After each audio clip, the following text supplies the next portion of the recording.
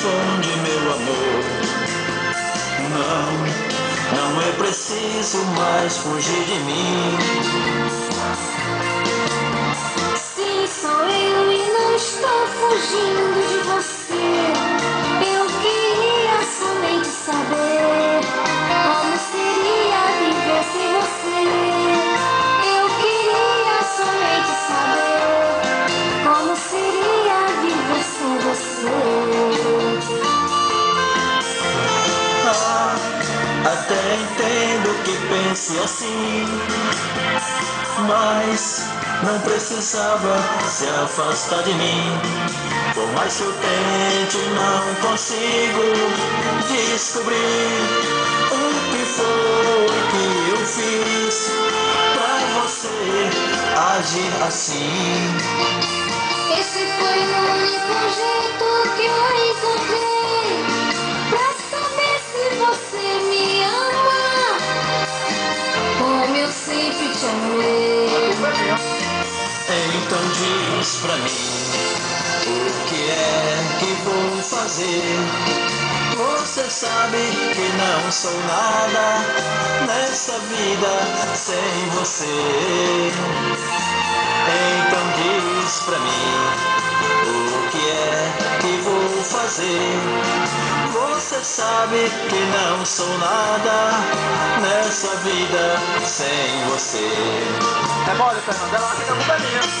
Me deixou, foi embora, tô aqui morrendo de saudade, a culpa é minha. Me liga. Fazer o quê, né? Paciência. As mulheres que a gente ama, sempre sofrem. Até entendo que pense assim, mas não precisava se afastar de mim. Por mais que eu tente, não consigo descobrir o que foi que eu fiz pra você agir assim.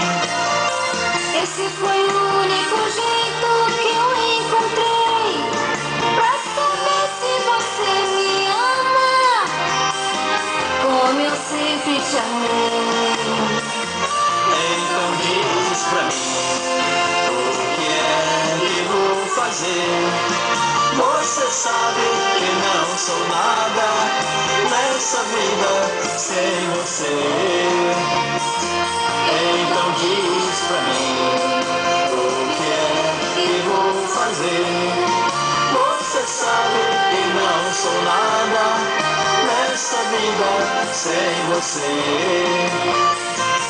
Então diz pra mim, o que é que vou fazer? Você sabe que não sou nada nessa vida sem você. Então diz pra mim, Ela me ligou. o que é que vou fazer? É isso aí, gente. Obrigado. Esse é o Brincadeira Telefone.